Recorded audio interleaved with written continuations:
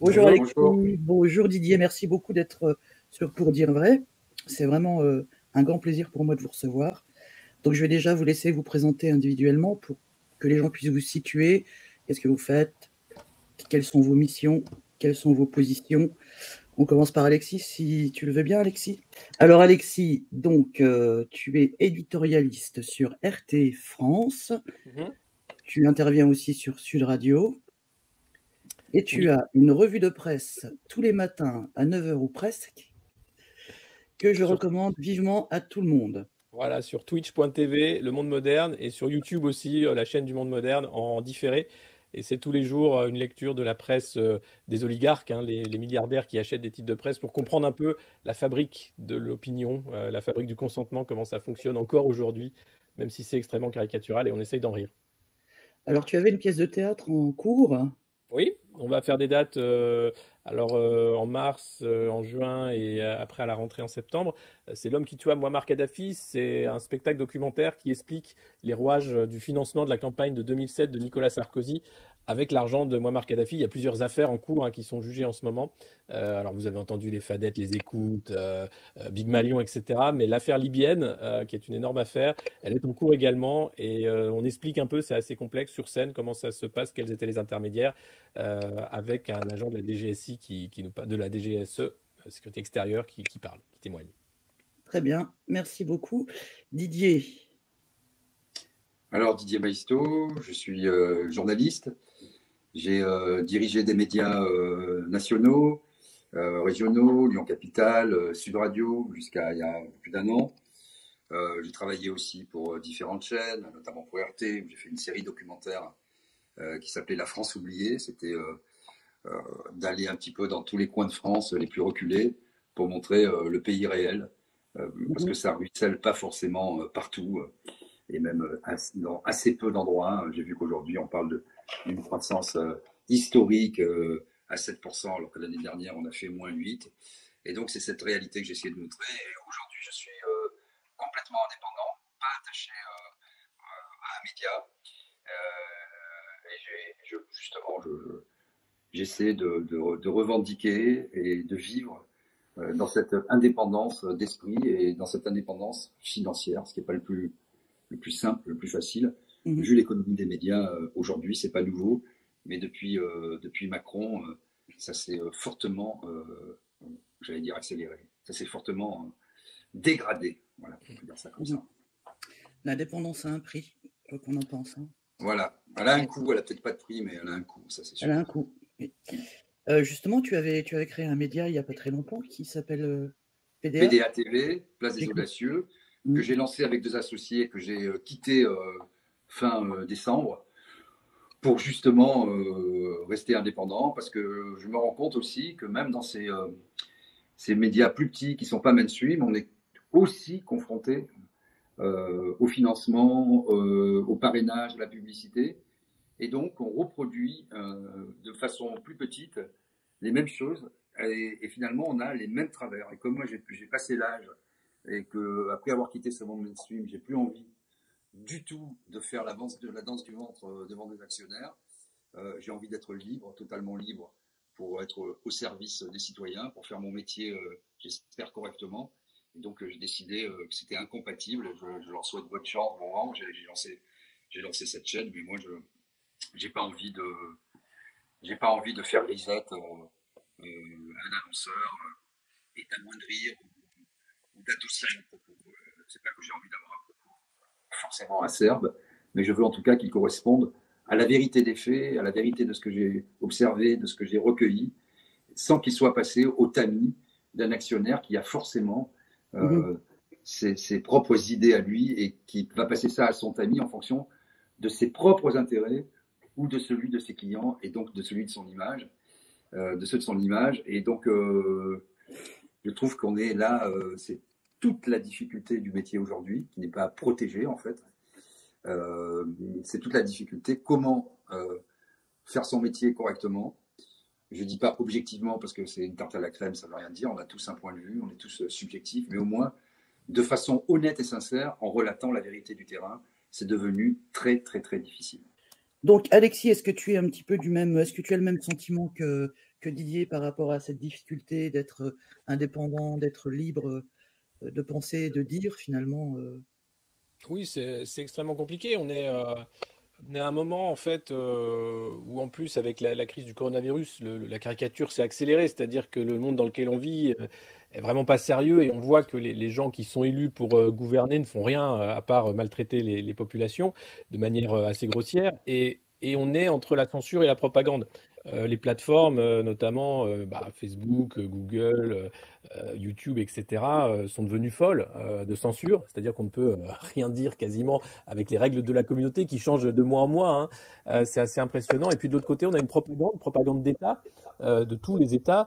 En France, c'est assez flagrant, qui est reprise par des médias qui l'assument. C'est-à-dire que Céline Pigalle, qui est la directrice de l'info de BFM, dit en public, lors d'un événement qui a eu lieu cette semaine, que oui, ils sont tout à fait raccord avec la propagande gouvernementale. Elle appelle ça la ligne officielle, parce que si jamais on remettait ça en question, ça pourrait être dangereux pour la cohésion sociale. Enfin, vous voyez, on est sur quelque chose de dans un moment aussi où on vous dit qu'on est en guerre, et où toute la notion de cohésion générale de la société, vous êtes rappelé au fait qu'il ne faut pas non plus trop troubler les gens. Et finalement, même si on a tenté au maximum de s'extraire de tout ça, pas trop aller à rebours de la parole officielle, puisque ce serait fragiliser un consensus social. Enfin, vous voyez, donc c'est vraiment des circonstances. Mais le journalisme, il n'est pas là pour la cohésion sociale. Non. Il est là, au contraire, pour faire réfléchir, pour dévoiler des vérités, pour aller les chercher, pour faire comprendre aussi le fonctionnement de ce monde, pas pour faire que les gens acceptent d'être maltraités. Donc moi, j'ai une pratique militante du journalisme, ou engagée du moins. Je ne fais pas de journalisme politique, mais je pense que le journalisme, il a une mission sociale. C'est celui de révéler, c'est celui d'expliquer qu'il y a une lutte des classes. Il ne faut pas croire que Bernard Arnault est quelqu'un de très gentil qui crée des emplois. Non, il adore l'argent. Et s'il peut voler des gens pour cet argent-là, il le fera. Monsieur Bolloré a un agenda politique qui ne s'en cache même pas. Et l'argent magique existe pour les plus riches. Voilà, donc c'est des choses simples, ça paraît évident. Il y a des journalistes qui font leur travail. Une enquête sur les EHPAD qui vient de sortir, par exemple, qui a fait grand bruit. Mais c'est rare, c'est difficile. Par exemple, faire un reportage sur la vie et l'œuvre d'Emmanuel Macron, vous aurez très peu de producteurs qui seront d'accord de mettre de l'argent. Et donc, ou alors ils vont le faire, mais mais avec un crowdfunding, c'est Off Investigation qui va travailler sur le banquier d'affaires à l'Élysée, qui va montrer tous les conflits d'intérêts d'Alexis Collère, d'Emmanuel Macron, etc. Mais jamais BFM mettra un copec pour produire un documentaire de ce type.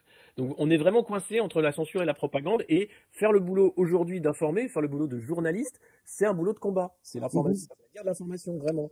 Et le choix qu'a fait Didier ou mon choix, c'est pas un choix facile parce que on vous regarde en fait en disant ouais c'est bien, hein, merci, mais vous trouverez jamais de financeurs. Enfin c'est très difficile.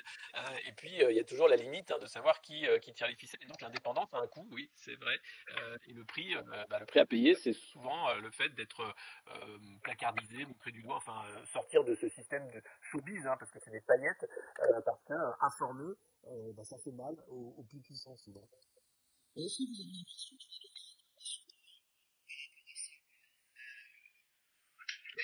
Il y a eu une lente dégradation, lente et longue. C'est un peu une mèche lente. Donc ça, évidemment, la presse en France, vaste débat, les médias ont toujours été dans un pays très centralisé, sous l'œil, sous la surveillance du pouvoir. Du temps du général de Gaulle, il y avait l'ORTF, hein, où les ministres passaient directement des coups de fil au patron de chaîne, au rédacteur en chef. Voilà, il y avait un service officiel de la censure, de toute façon. Ensuite, si on fait un peu l'historique, quand Mitterrand est arrivé en 81, il y a eu un espoir de liberté, les radios libres oui, c'est vrai, oui. qui ont explosé, mais ça a été de très courte durée, parce qu'après cette effervescence où Mitterrand voulait passer de l'ombre à la lumière, oh là là, ça devait être la liberté, etc., qu'est-ce qui s'est passé?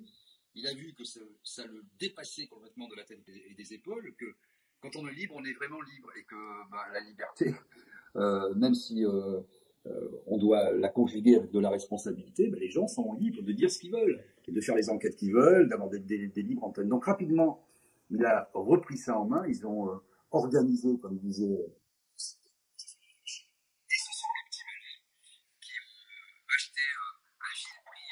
les fréquences, qui les ont quelque part, je dirais, agrégées les unes aux autres, et qui en ont fait des radios commerciales. Donc c'est là qu'on a vu la naissance des réseaux, énergie, etc. Globalement, c'est des types avec de la réverb dans la voix qui poussent des disques. Et c'était plus du tout ça. Ensuite, ça s'est dégradé au fil du temps, évidemment avec Sarkozy qui distribuait, puisque moi je suis toujours en procès avec une des chaînes de la TNT. J'ai dénoncé un scandale d'État il y a maintenant 10 ans où on a donné une chaîne à un type qui l'a revendu, alors que c'est en contrepartie des intérêts patrimoniaux de l'État. On doit exploiter une fréquence.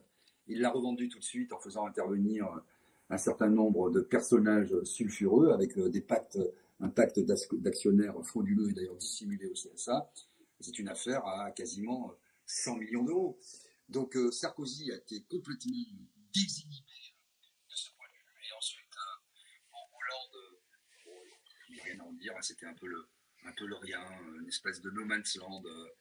Il était drôle, il n'avait jamais compris qu'il était président de la République, donc il commentait sa propre inaction, mais disons qu'il était sans doute moins dangereux. Et puis avec Macron, on est dans une sorte d'apothéose revendiquée avec des chaînes comme BFM, Alexis en parlait à l'instant, qui toutes honte bues sont le relais officiel de l'Élysée, avec d'autres journaux, le JDD par exemple, ils savent qu'ils ne font plus de l'information, ils savent qu'ils font de la propagande, ça ne les dérange pas, c'est assumé, c'est parfaitement même revendiqué, et c'est devenu un argument commercial pour les équipes pour aller chercher de la publicité.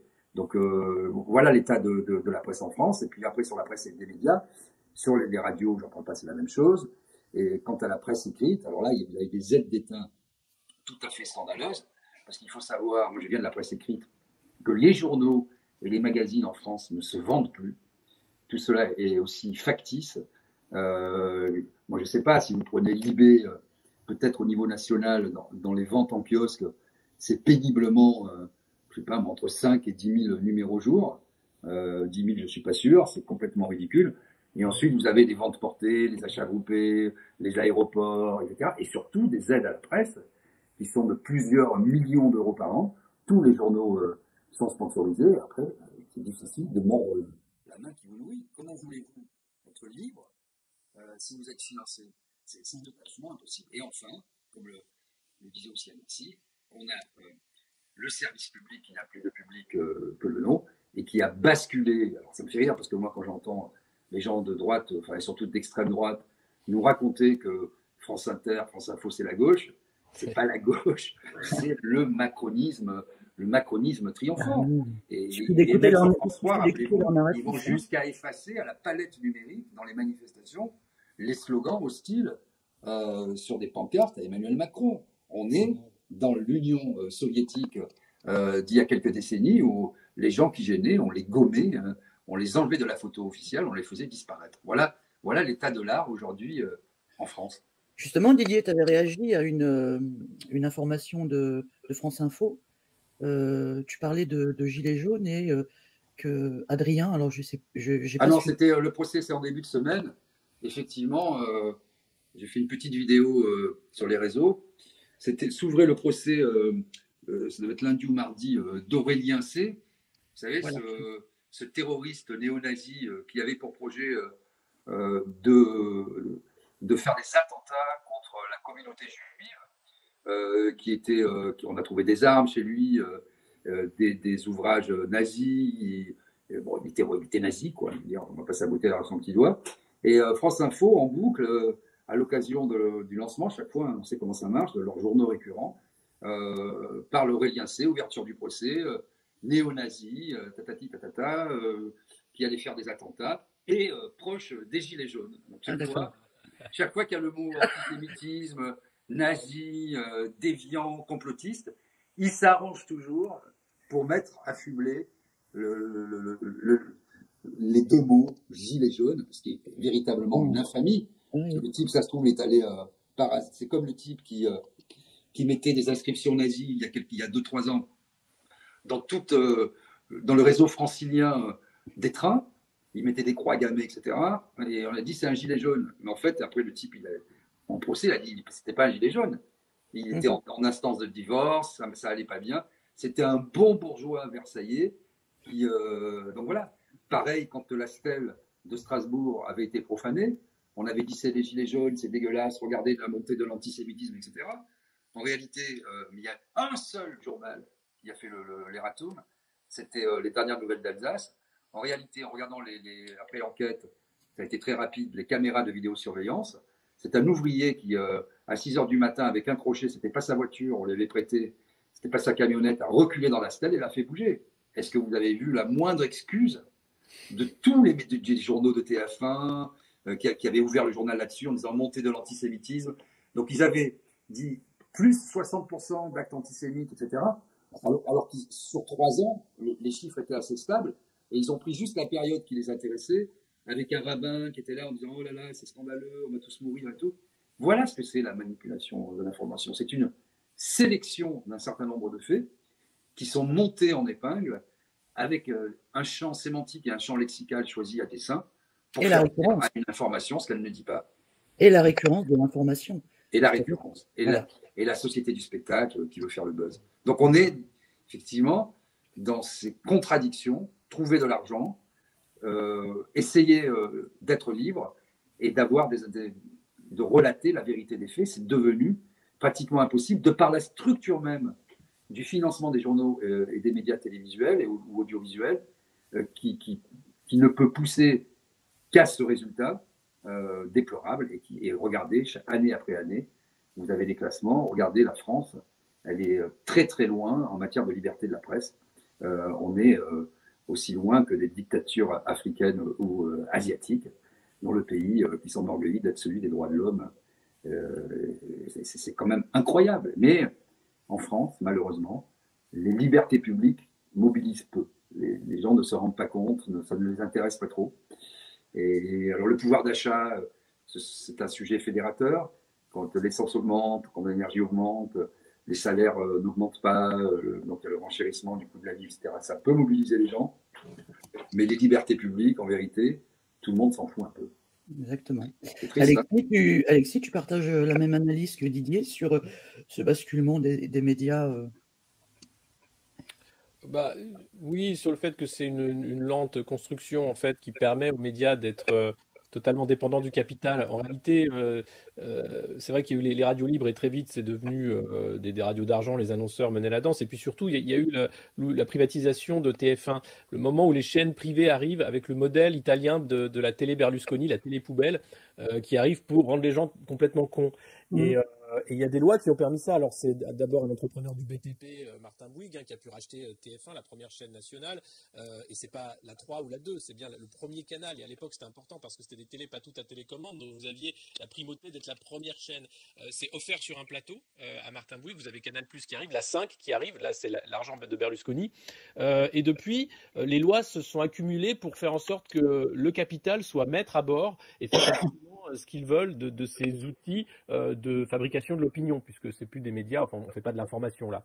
Et c'est la loi Balladur notamment qui a permis en France, exception française, que ce soit des groupes industriels qui puissent être propriétaires de médias. Dans d'autres pays, quand vous êtes propriétaire de médias, votre métier premier, c'est les médias. C'est que ce soit Murdoch, que ce soit Fox, etc.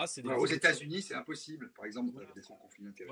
Voilà. En France, en fait, pour faire plaisir à Martin Bouygues, qui faisait du BTP, et qui avait à cœur de vouloir faire de la téléphonie, pour faire plaisir à Dassault, qui a racheté le Figaro pour faire campagne pour Nicolas Sarkozy en 2004, pour faire plaisir à tous les industriels en fait qui voulaient acheter des médias, on leur a offert en fait le droit de faire ce qu'ils voulaient, de massacrer ces médias. Et aujourd'hui, vous avez des industriels qui ont été entendus, Bernard Arnault, Bolloré, par le Sénat, et qui expliquent que de toute façon, oui, si Bernard Arnault a acheté le groupe Les Échos, c'est pas pour que Les Échos deviennent un journal néo-marxiste, c'est pour faire la promotion du capitalisme et de ses produits LVMH et de l'argent et des milliardaires. Donc on a une fabrique.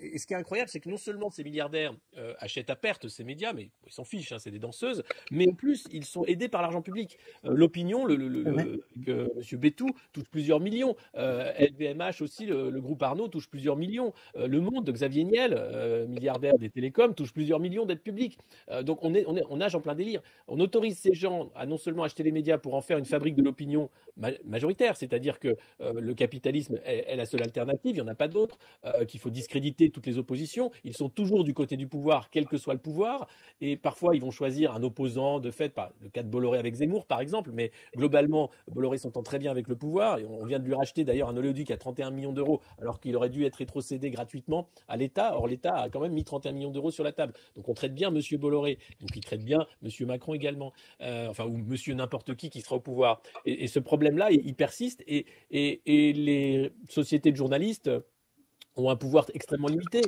Parce que l'actionnaire reste maître à bord, de toute façon. Et parce qu'il y a une façon aussi d'organiser une rédaction comme une armée, c'est-à-dire que plus vous montez dans les organigrammes de ces rédactions, plus vous avez affaire à des commissaires politiques et pas à des journalistes. Un rédacteur en chef, il ne va pas être là pour faire du journalisme, il va être là pour empêcher une affaire de sortir, pour tenir un journaliste qui voudra enquêter, pour être sûr de ne pas déplaire à l'actionnaire. Et donc c'est une chaîne comme ça de la responsabilité pour être sûr que l'actionnaire est content qui s'installe avec de l'autocensure. Et vous avez des témoignages récents de collègues journalistes qui étaient dans le service public qui se sont barrés parce que même dans le service public, c'est à peu près la même maltraitance et la même incapacité de faire son travail. Donc les Français ne sont pas dupes, parce qu'en réalité, on voit que le baromètre Kantar Média sur la confiance dans les médias ne fait que se dégrader année après année, et il n'y a plus aucun média qui est majoritaire dans la confiance que lui font les Français. Même la radio qui était majoritaire jusqu'à l'an dernier, c'est fini cette année. Donc les Français de plus en plus vont éteindre la télé, éteindre la radio, arrêter de lire la presse et comprendre qu'on peut s'informer autrement. Et aujourd'hui, les réseaux sociaux sont une source d'information et de désinformation également. Mais on voit bien que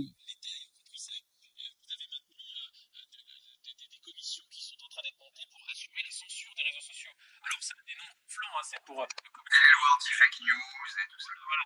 Les lois anti-fake news, Viginum, pour l'ingérence étrangère dans les élections, les lois contre les discours de haine, etc. Mais ne soyons pas dupes, ce sont des lois de censure. Ce sont des lois de censure parce que les réseaux sociaux échappent au contrôle des oligarques. Alors, c'est des milliardaires américains, mais ils s'en foutent finalement de ce qui se passe en France. Alors, sauf pour le vaccin, là, on n'a pas le droit de dire, il faut bien rentrer dans les cases, hein, les masques c'est utile, il faut vous vacciner. Attention, le coronavirus c'est dangereux. Bon voilà, on a tout dit comme il fallait. Mais sinon, il y a une certaine liberté.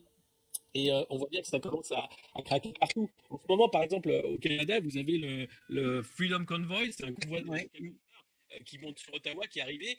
Pourquoi ils ont organisé ça? Parce que ils pouvaient communiquer par CB, c'est-à-dire que la CB, ça échappe à tous les radars de contrôle et de censure. Donc, de plus en plus de réseaux indépendants aussi, Odyssée, Telegram, etc., sont en train de monter parce qu'on voit bien que de toute façon, il va falloir s'organiser, il va falloir s'informer et sortir de cette tenaille entre propagande et censure. Et la voie est fine, elle n'est pas évidente. Et pourquoi? Parce que on a affaire à des médias qui sont propriétés d'oligarques et qui ne sont pas là pour faire un travail d'information.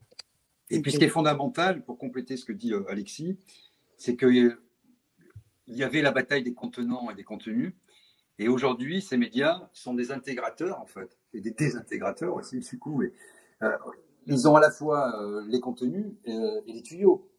C'est fondamental, parce que quand vous êtes dans la téléphonie et que vous avez votre propre canal de diffusion, vous voyez, et donc vous maîtrisez tous les outils. Donc vous maîtrisez à la fois le rapport que vous pouvez entretenir avec le pouvoir politique, parce qu'en France, il n'y a pas véritablement de chefs d'entreprise. Ce sont des entreprises bien souvent parapubliques, ou si elles ne sont pas parapubliques, qui bénéficient d'énormes commandes de l'État, soit dans des marchés réglementés, soit dans des marchés d'appel d'offres. Et comme il y a un mouvement vers la concentration, parce que ces entreprises sont devenues des monstres et que les petites entreprises ou même les grosses PME ne peuvent plus répondre à des appels d'offres parce que c'est devenu trop complexe, ça fait intervenir trop de compétences, vous n'avez plus les petits artisans qui peuvent, donc on leur laisse les miettes, par tout un système de dépendance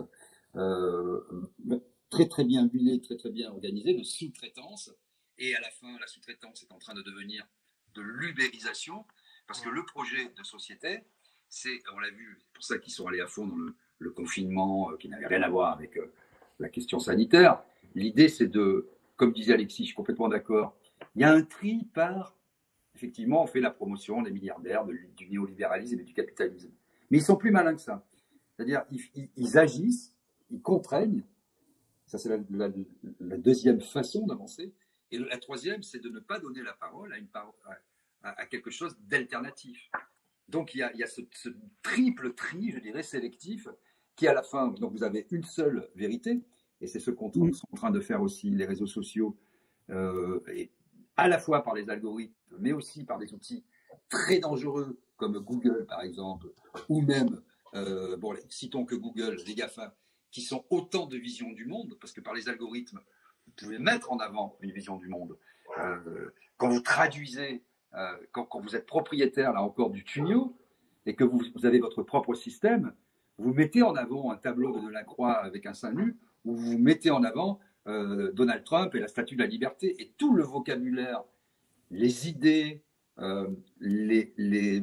comment je pourrais dire, les barrières que l'on met pour borner tout ça, ne sont pas de votre fait, ne sont pas ni du fait de l'utilisateur qui est piégé, ni du fait des contributeurs qui sont dans un système hyper contraint. Donc on vous impose une seule et même vision du monde. Et le télétravail isole en plus les gens qui du coup ne peuvent pas lutter ensemble, ça casse le lien social, ça casse le lien syndical, ça casse tous les droits en fait. Et donc on est dans une société qui devient de plus en plus égoïste, où chacun fait sa petite tribu, et l'État est pris en main par un tout petit nombre de personnes, parce que c'est très très peu de personnes, quand on regarde réellement les choses, aussi bien en termes de bourse, il y a 14 opérateurs dans le monde dans le trading et pas un de plus.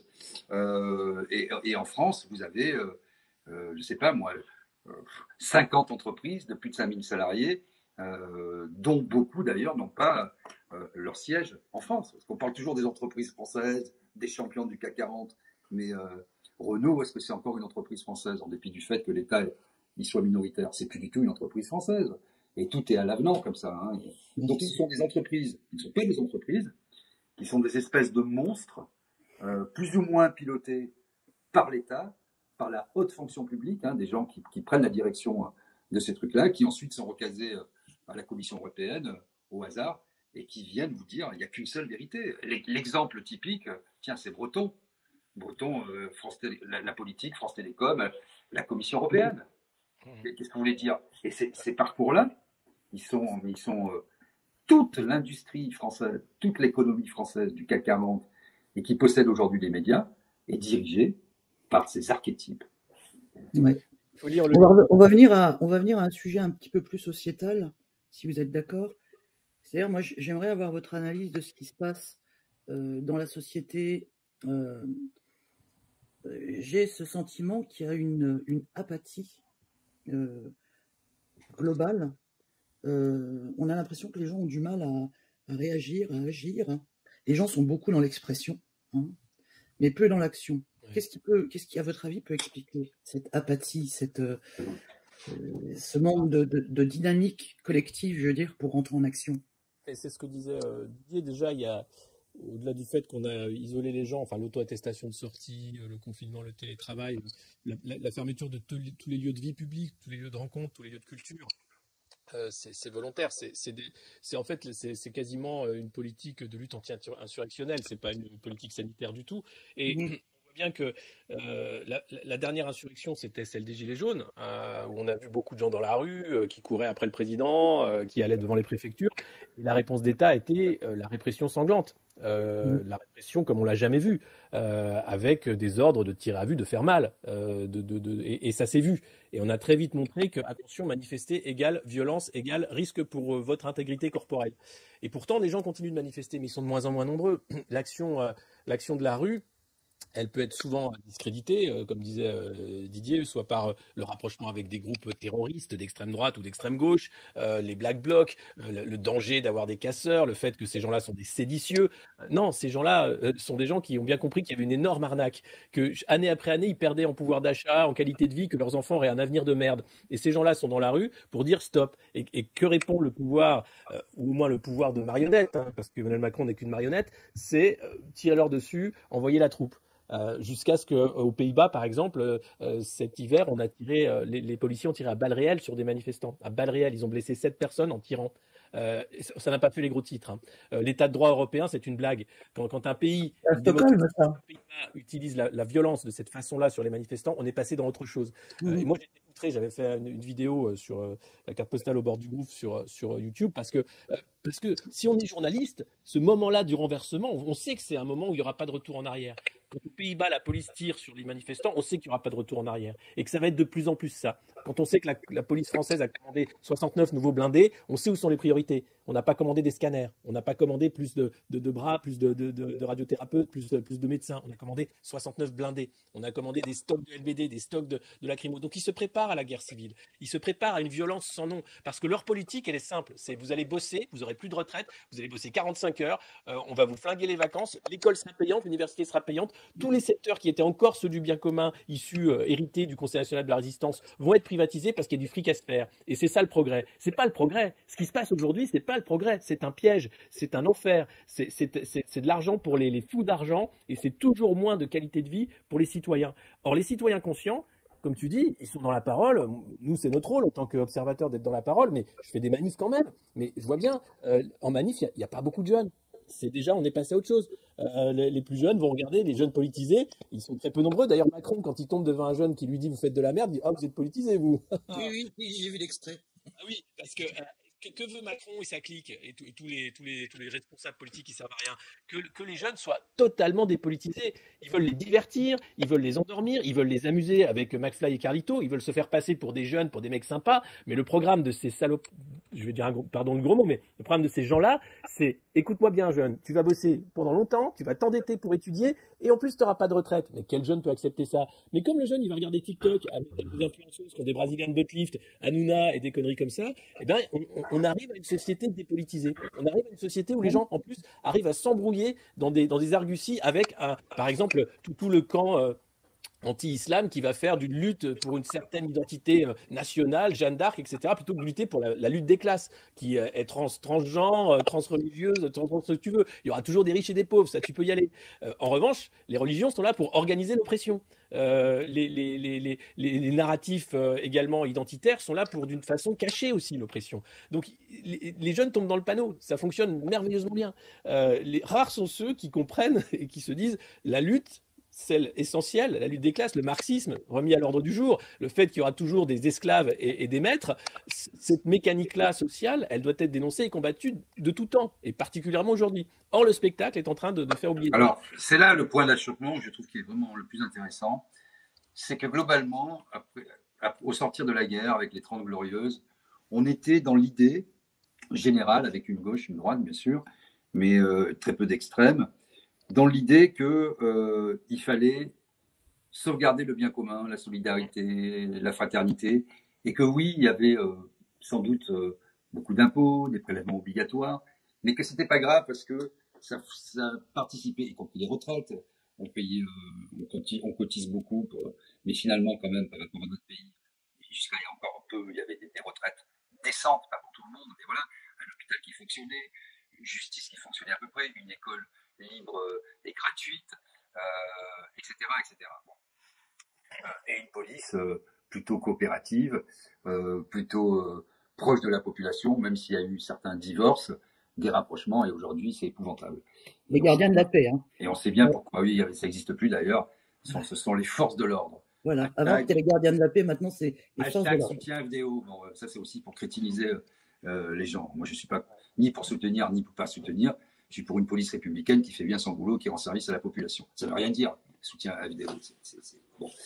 Donc on a vécu, c'était pas une illusion, c'était réel, et dans cette France-là, assez prospère, c'était les 30 Glorieuses, l'insouciance. Bon, sont arrivées les premières crises, on a commencé à vivre à crédit et à faire beaucoup de clientélisme. Parce que comme les hommes politiques commençaient à être détestés, parce que la politique s'est peu à peu professionnalisée, et donc les gens, comme en plus il y a eu le septennat qui s'est arrêté, donc on a mis le quinquennat, on a inversé le calendrier, donc on est toujours entre des élections, et comme Sarkozy d'ailleurs, c'était lui aussi, il a fait pas mal de mal, Sarkozy, quand on regardera un livre d'histoire dans quelques années, on verra que les ferments étaient déjà quand même, le macronisme, c'est à la fois un sarkozysme et un socialisme pourri, quoi.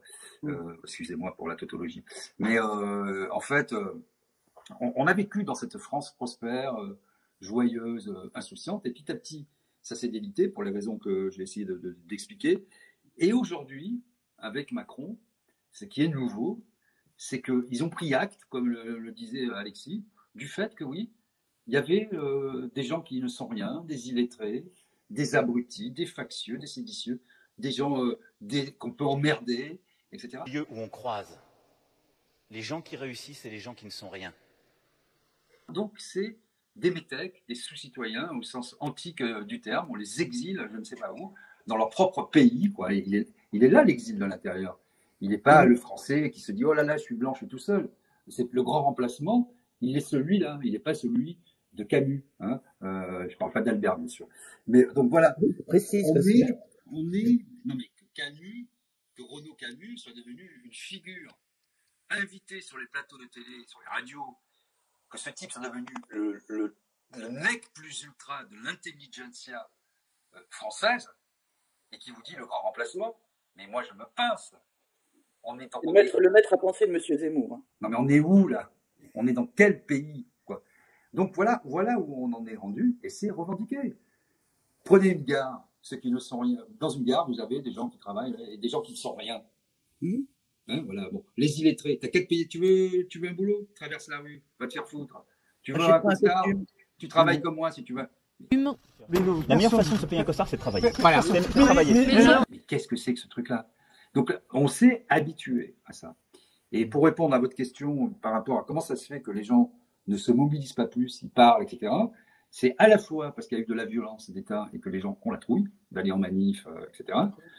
Deuxièmement, parce que ce narratif permanent, cette fabrique du consentement avec les sondages, avec les chaînes d'infos en boucle, avec les médias, quand je lis Le Monde ou le JDD aujourd'hui, c'est juste à pleurer, c'est sont devenus des torchons, n'ayons pas peur des mots. Donc quand toute la journée on vous ressasse ça, il n'y a qu'une seule voie possible, c'est le cerveau, le cerveau humain est bâti, construit de telle manière qu'il bug. Quand on vous dit que c'est comme ça que fonctionnent les pervers narcissiques, ils s'introduisent dans une faille et ils vous répètent toujours, il y a des techniques de manipulation dans l'armée, on connaît ça par cœur, et à la fin vous croyez que c'est le réel. Voilà les explications. Donc violence d'État d'un côté, violence physique et répression inédite depuis sans doute la guerre d'Algérie, et aussi violence intellectuelle, psychologique, violence de classe tout à fait assumée, qui fait que les gens sont désespérés, le tout avec l'aubaine pour ce gouvernement, cet exécutif qu'a constitué le Covid-19. Ils sont dit là, ça va éteindre à la fois la contestation, mais on va pouvoir faire une expérience grandeur nature de manipulation et de soumission de la population, et ça marche. Ça marche au-delà des espérances. Et de clivage aussi. Ouais, bien sûr. Ça a bien servi entre les vaccinés et les non-vaccinés, on voit bien ce qui se passe. Hein. Tout sera utilisé. De toute façon, c'est simple. Il faut bien comprendre quelque chose qui est fondamental. Aujourd'hui, pour être élu président de la République, il suffit d'avoir 15% des inscrits. C'est à peu près ce qui va se passer là. Macron, je ne sais plus, a eu 18% des inscrits. C'est à peu près tous les présidents de la République. Donc, quand vous avez 18% des inscrits au premier tour, c'est-à-dire vous comptez 100 personnes en âge de voter dans la population française, avec leur cadre d'électeurs inscrites sur les listes électorales, vous en avez 82 sur 100 qui n'ont pas voté pour Macron au premier tour. Enfin, c'est énorme. Donc ensuite, le but d'un homme politique, c'est de se retrouver face à l'extrême droite au deuxième tour, parce que c'est l'assurance d'être élu, voire réélu. Front républicain. Voilà, et ensuite, alors les gens vont de moins en moins marcher, je pense là. Mais une fois que vous avez ça, c'est comment dirais-je, c'est hyper compliqué. Quand vous savez vous-même, quand vous êtes un homme politique qui a accédé au deuxième tour et qui a été élu, que vous ne pouvez pas faire l'unanimité. Donc votre but, c'est pas de rassembler les gens, même si on ne fait jamais l'unanimité. C'est pas d'avoir un discours de concorde apaisant, c'est d'avoir un discours hyper disruptif, coupant, saillant, et de faire en sorte que les gens s'opposent pour essayer simplement d'être deuxième, parce que vous avez tout l'appareil d'État, toutes les télés, tout l'agenda, vous faites en plus campagne avec les deniers de l'État, vous faites 18%, vous êtes au deuxième tour, vous avez gagné. C'est ça le drame de cette 5e République, avec l'inversion du calendrier et le quinquennat qui a, encore une fois, amplifié largement le phénomène. Quelque chose à rajouter là-dessus, Alexis? Non, non, c'est le fait qu'on vit d'ailleurs, c'est plus du tout le même régime que la cinquième, du fait des réformes successives qui ont dénaturé, qui ont hyper présidentialisé un régime qui était déjà présidentiel et qui est en plus maintenant aux mains d'affairistes, de manipulateurs, là où quand même on avait affaire à des hommes politiques, des hommes d'État auparavant. Manipulateurs aussi, hein, mais d'une autre façon, avec une certaine vision. Là, on a affaire à des gens, Emmanuel Macron qui avait transformé le compte de l'Élysée en boutique, qui faisait témoigner des entrepreneurs, des patrons de boîtes américaines sur son compte Twitter en disant c'est super la France, choose France, c'est génial. Enfin, il y a un mélange des genres. On voit bien que il est manager de la Startup Nation, il n'est pas président de la République française. I want France to be a startup nation. We are at the beginning of a new momentum. We are at the beginning of a new wave. And this is the place to be, to invest, to work, to invent. Les institutions, elles sont dénaturées, elles sont non respectées. Le garant des institutions, qui est l'institution de la présidence de la République, il n'est pas garant des institutions. Il est là pour les flinguer, finir de les flinguer. Et quand vous avez un Conseil d'État, un Conseil constitutionnel qui est tenu par la même clique à peu près, ces gens-là travaillent en équipe pour flinguer ce qui reste des institutions et de ce qui est un tapis social, ce qui fait qu'on a du bien commun, ce qui fait qu'on ne va pas saper les libertés, que la devise liberté, égalité, fraternité, on essaye tant bien que mal de la faire survivre. Là, la devise aujourd'hui, c'est vigilance, c'est surveillance et c'est maltraitance. Voilà. Donc ça n'a plus rien à voir. Et d'ailleurs, quand on écoute beaucoup de candidats, il faudrait faire un travail linguistique qui serait vraiment intéressant sur les occurrences.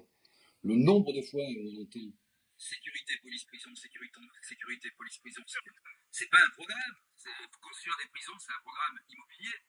C'est pas un programme. Moi, ce que je serais pour les vider, les prisons.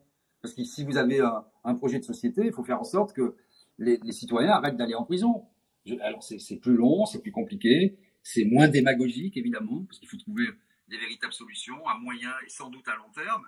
Mais on va construire des prisons, des prisons, des prisons. J'ai écouté Valérie Pécresse et j'ai cru qu'elle avait déliré cette première fois, mais maintenant, c'est devenu récurrent dans son programme. Elle cherche sa marque. On ne sait pas ce que c'est que le pécrécisme. Alors, elle s'est dit ce sera l'autorité, le régalien et le contrôle des coûts et des dépenses. Voilà. On pense qu'elle veut mettre les gens, les délinquants, sous bracelet électronique. Comme il n'y a pas de prison, elle a trouvé le problème. Elle les met dans des lieux désaffectés, parce que le bracelet électronique, ça les géolocalise, hein, dans des lieux désaffectés, des hangars. Donc il va falloir faire la réflexion de ces hangars. Mais on lui dit, mais comment vous les surveillez? Ah ben on embauche du personnel pénitentiaire. C'est-à-dire déjà que les mecs sont précarisés, qu'ils n'arrivent pas, le personnel pénitentiaire, ils souffrent aussi, hein. Ils ont des conditions déplorables, ils se font cracher sur la gueule toute la journée, c'est horrible comme métier, etc. Je connais un peu le milieu pénitentiaire. Voilà. Le milieu carcéral, on voit, j'ai entendu le mois dernier l'autorité, là, la personne qui est gardienne, je ne sais plus quel est le titre exact, c'est pas des lieux de privation de liberté, voilà, la contrôleuse des lieux de privation de liberté. Quand on voit l'état des prisons en France, qui sont saturées, où les gens vivent à 4, dans 10 mètres carrés, au milieu des maladies, des poux, des sévices, etc., on se rend compte en fait, voilà, je prends juste cet exemple, qu'une politique raisonnable, ça serait d'échapper à la prison pour des peines inférieures à 1 an. Parce que quand vous sortez de là, vous deveniez une bête féroce, si en plus vous ne devenez pas radicalisé. Mais comment on ne peut pas comprendre ça? C'est pas de la politique politicienne, c'est pas qu'on est peace and love, ah, la prison c'est mal, il faut que les gens... Mais c'est pas le problème. Bien sûr que les gens qui ont commis des délits graves doivent être sanctionnés, parce qu'ils sont dangereux pour la société ou néfastes pour la société, mais il faut leur permettre de se réinsérer, de se racheter, et de les rendre meilleurs, et du coup de rendre la société meilleure dans son ensemble. Parce que vous faites un type qui fait 1 an de prison ou 8 mois de prison, il ressort dans des conditions là, mais il veut tuer tout le monde. Il n'a pas de boulot, dans 80% des cas, 90%, il ne trouvera pas de boulot, dans 80% des cas, il sera SDF, il ne peut pas travailler à la prison pour tas de raisons qui seraient trop compliquées à développer ici. Donc on fabrique des bêtes féroces. Moi, j'avais envie de vous poser une question à tous les deux. Souvent, quand vous faites des publications, ou quand moi-même sur ma page, je relais vos publications, il y a beaucoup de commentaires qui vous associent à l'extrême droite, tous les deux. Bon, alors moi, je sais que c'est pas le cas, mais est-ce que vous pourriez clarifier votre position Est-ce que vous pourriez en parler, si ça vous dérange pas, bien sûr? Oui, je peux commencer, ouais, parce que en fait, j'ai fait un choix éditorial, le choix populiste. C'est quoi le populisme? C'est de dénoncer cette caste de sachants qui dit qu'il faut que la parole d'un expert ne vaut pas celle d'un citoyen lambda, ceux qui ne sont rien, etc. Moi, je suis contre cette idée-là. C'est ce qui fait le macronisme, c'est ce qui fait des Rachel Kahn qui après peuvent avoir des propos fascistes sur des plateaux de télé où tout le monde dit merci pour cet éclairage, c'est formidable. Donc non, je pense qu'il y a un respect à avoir de chaque citoyen et qu'il y a ce principe d'égalité important. Donc dans cette stratégie populiste, vous avez des gens qui me suivent qui sont de tous les bords. Et j'ai décidé aussi de parler partout. Donc j'ai fait des entretiens à Boulevard Voltaire, j'ai fait des entretiens pour Valeurs Actuelles, etc., pour aller parler partout, parce que ça me paraît important de parler partout et de ne pas dire il y a un précaré, quand on est le camp du bien, c'est la gauche, alors la gauche à définir, hein, en l'occurrence, puisque vous avez la gauche social-démocrate qui est antipopuliste, hein, pour le coup, et qui est de droite. Donc c'est extrêmement compliqué et qui va vous montrer du doigt en disant ah mais attention, Poulain c'est un rouge-brun, il flirte avec l'extrême droite, il est d'extrême droite, regardez tous ses followers c'est des gens d'extrême droite. Non, il y a des gens qui viennent de partout et je les respecte et je respecte l'engagement politique de chacun, je combats après, on n'est pas du tout du même bord. Les idées racistes d'Éric Zemmour, je trouve ça incroyable que la France autorise à un multi-condamné pour incitation à la haine raciale d'être candidat à la présidence de la République. Mais bon, après tout, on a des repris de justice, des gens qui ont des conflits d'intérêts longs comme le bras, qui sont au perchoir de l'Assemblée nationale, qui sont secrétaire général de l'Élysée. C'est-à-dire qu'à un moment, on voit bien que la République française, elle n'est pas en bonne main. Donc c'est pour ça que j'ai fait cette stratégie populiste, pour essayer de dénoncer en fait ce jeu de 300 familles, 400 familles que dénonçait Maurice Thorez, le communiste à l'époque. Ça n'a pas beaucoup changé. Et entre les oligarques qui s'amusent avec des marionnettes qu'ils achètent à coups de chèques et de vacances dans des villas privées et sur des yachts, et des politiques corrompus, on peut et on doit même avoir ces stratégies populistes. Et là-dedans, vous avez effectivement ceux qui pensent qu'il y a encore un camp du bien, qu'il faut avoir une certaine morale, et je l'ai, hein, je pense avoir de la vertu et de la morale comparé à certains. Eh bien, on n'a pas le droit d'aller parler à ces gens-là, on n'a pas le droit d'être tweeté par eux, d'être pris par eux. Donc c'est pour ça, je pense qu'il y a des gens qui pensent que je viens de là, enfin, que je suis assimilé ou assimilable à l'extrême droite. Non, par contre, oui, j'ai une stratégie populiste. Et c'est ça qui fait bugger ce qu'on va appeler la bonne bourgeoisie, la social-démocratie de gauche qui a du mal avec l'idée de peuple, qui a même une peur panique du peuple. Ce que n'ont pas les gens d'extrême droite ou même de droite, parce qu'ils savent très bien que c'est utile et que c'est une stratégie politique qui existe depuis longtemps. Donc voilà, il faut juste le comprendre. À partir de là, ma position est claire. Je suis humaniste, je suis néo-marxiste, on va dire. Je pense que la lutte des classes est extrêmement importante et je suis républicain. Voilà, c'est pas compliqué. Très bien. Merci beaucoup, Alexis, pour cet éclaircissement. Didier, est-ce que tu veux t'exprimer par rapport à ça? Oui, moi j'ai décidé, et je l'ai montré, je pense, avec les Gilets jaunes, d'être la personne, je ne suis pas le seul, mais qui va accompagner le peuple dans toutes ses composantes et lui donner la parole, les invisibles, hein, comme disait l'autre, les sans-dents, etc. Bon, ça, je me sens bien dans cet univers-là. Je suis issu d'un milieu très modeste, ouvrier. Donc, quand j'ai vu les Gilets jaunes dans la rue, ça m'a immédiatement parlé. En fait, c'était même pas une stratégie ou une réflexion. J'y suis allé, je leur ai parlé, je suis descendu de ma bagnole et commencé une belle aventure. Donc, ensuite, je suis assez d'accord avec Alexis, quand on a une colonne vertébrale, moi, ça ne me pose aucun problème. D'ailleurs, je vais régulièrement aux Jours Heureux à la France Insoumise, où tu étais d'ailleurs, Alexis, mercredi. Moi, j'y serai lundi avec Raquel Garrido, avec François Ruffin, quelques autres copains. Ce que je dis à la France Insoumise, je le dis à TV Liberté, je le dis à Radio Courtoisie, je le dis à Boulevard Voltaire, je le dis au Monde, je le dis à l'Obs, je le dis chez Hanouna, je le dis sur France 5, je le dis partout. Donc en fait, quand on a des valeurs, je ne veux pas dire ça fait équipe, des valeurs, etc., mais quand même, ça compte. Pour moi, c'est un mot qui compte. Oui, quand on met, disons, la fraternité, le vivant, l'humain au-dessus de tout, ça ne me dérange pas, parce que je ne suis pas là pour séduire d'abord, je suis là pour donner mes convictions ou donner la parole, et après, je ne suis ni un procureur ni un juge. Après, quant à mes opinions personnelles, mon positionnement personnel, je crois l'avoir démontré au long de tout mon parcours, qui j'espère être fini. Je n'étais pas d'extrême droite. J'ai fait un beau parcours avec Chirac à l'époque, parce qu'il y avait Séguin et donc j'étais proche, parce que je l'avais rencontré, je bossais à l'Assemblée nationale, etc. J'étais anti-Maastricht, je suis plus que jamais. Je ne le suis pas et je ne le serai pas, parce que les idées racistes, antisémites, la haine de l'autre, c'est quelque chose que je combats et que je combattrai toujours. Donc pour moi, les choses sont limpides. Et je pense que je suis pas trop embêté avec ça. À un moment sur la radio, parce que j'avais fait une radio très libre, très ouverte, avec forcément, on est juste m'emmerder sur mais vous avez donné la parole à un tel, oui, mais en face il y avait un tel, ah oui, mais il y avait quand même un tel. Alors si vous voulez, les gars, parler entre vous, hein, vous faites une réunion dans une cabine téléphonique, il y en a plus, c'est dommage, et puis vous dites on est d'accord, on est beau, on est grand, on est beau, révolution, et puis voilà, vous parlez chez vous, à vos enfants, à votre maman, et puis mais c'est pas des médias. Voilà. Donc moi je suis pour le débat, éclairé. On critique suffisamment l'entre-soi, hein, donc c'est pas pour le reproduire. Voilà, c'est important de discuter avec tout le monde, parce que justement, on a la chance d'être encore dans un cadre démocratique, même si c'est très défaillant, de pouvoir justement avoir un débat d'idées sans rentrer dans un combat physique. C'est extrêmement important, et je pense qu'il y a des bonnes idées qui sont partout, il y a des cons partout. Enfin voilà, c'est le respect. Je pense que c'est important de savoir que il n'y a pas à avoir de haine particulière. Le problème que j'ai, et d'où la stratégie populiste, c'est que je vois une haine de classe de la part de ceux qui s'autoproclament élites et qui ont une haine des pauvres, disons-le comme ça, ou des Français moyens qui sont des beaux, qui sont des gens infréquentables, les cendants de François Hollande. Ces gens-là en rigolent lors de leur dîner aux bouteilles de vin à plus de 300 balles.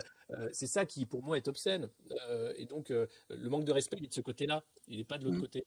Voilà, une fois qu'on sait qui on est, il n'y a pas de peur à avoir d'aller sur tel ou tel média, de discuter avec tous les camps et d'être capable de rencontrer tout le monde et de parler à tout le monde. Parce que ces valeurs-là, on les voit, c'est tout, c'est assez simple. Et les combats, on les voit également. Donc, moi, je peux en parler parce que c'est vrai que c'est assez terrible de voir une frange de la gauche qui voudrait une gauche d'une pureté morale absolue, d'une pureté absolue, mais ça n'existe pas.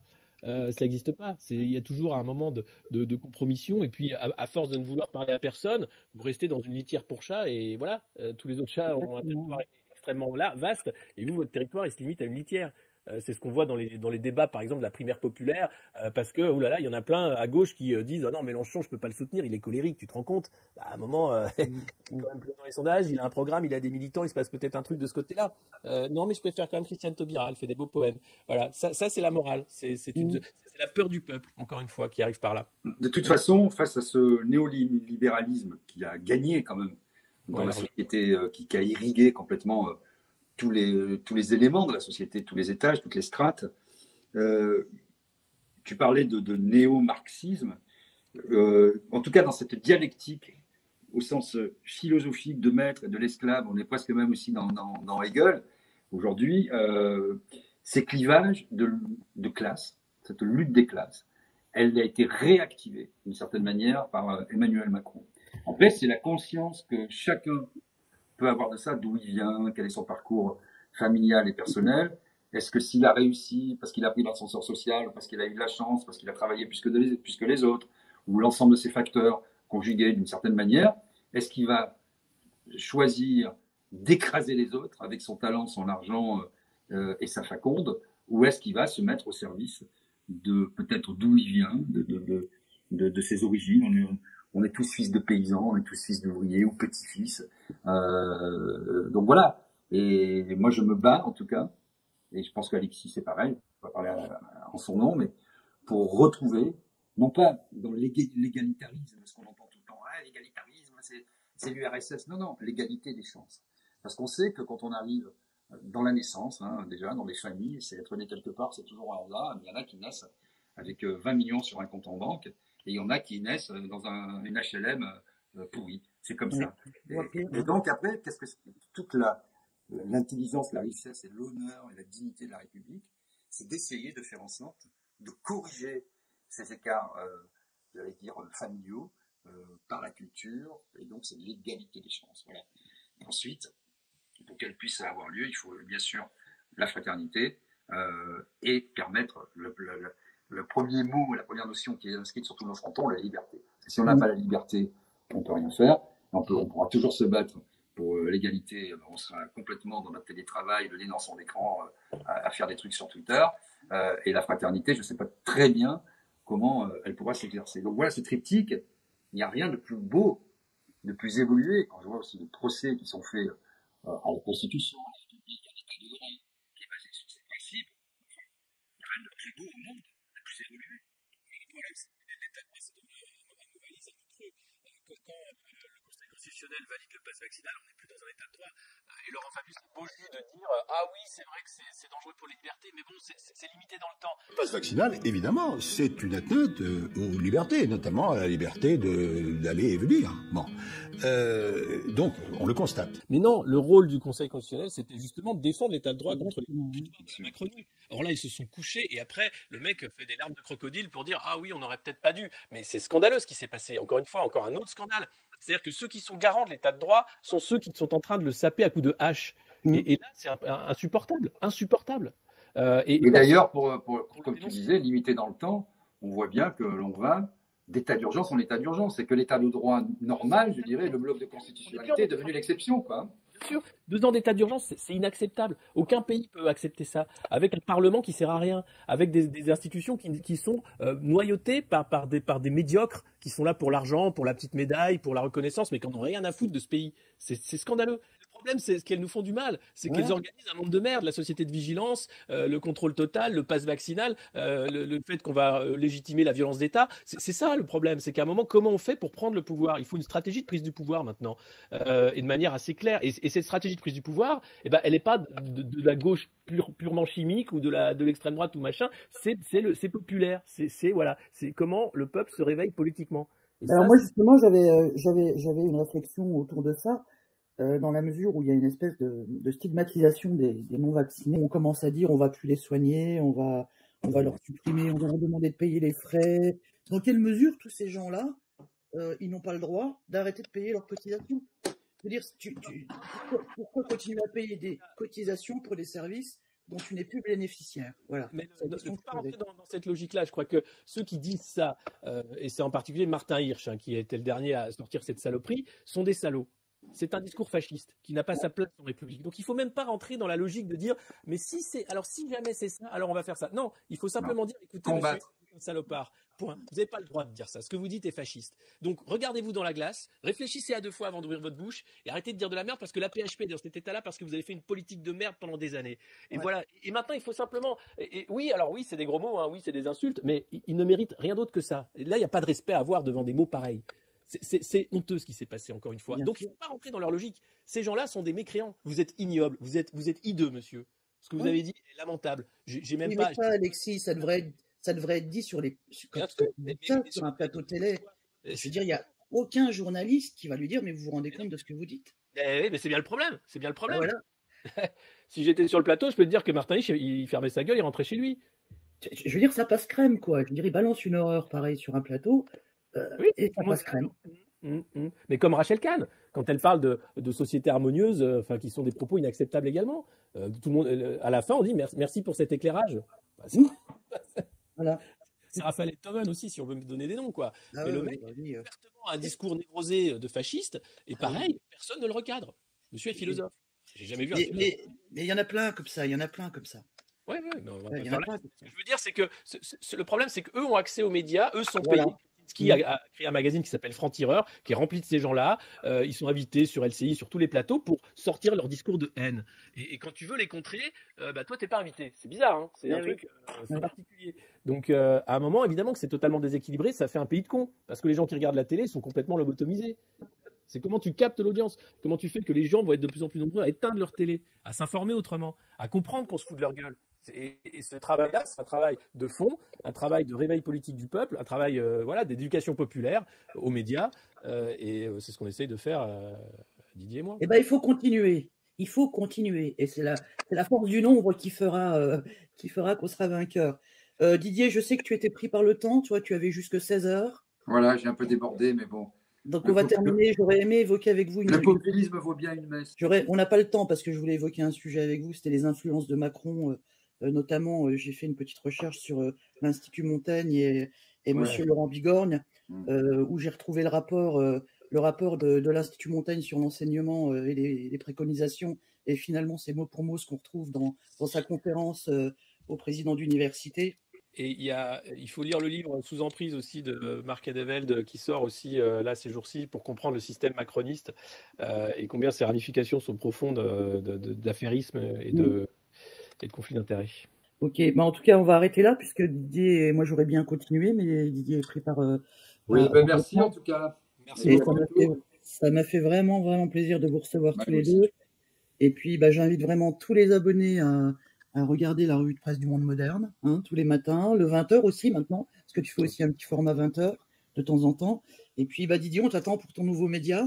Voilà, je vais voir un petit peu, là je suis en phase de réflexion, j'interviens à droite à gauche, je ne sais pas si je vais refonder vraiment quelque chose, je suis dans cette phase-là, je me donne pour une fois, après avoir accouru pendant 30 ans, un peu de temps pour réfléchir, me poser et être efficace pour les enjeux qui nous attendent. Parce que et puis c'est comme ça qu'on peut donner du sens. Voilà. Je ne veux plus être le rouage essentiel d'une mécanique inutile.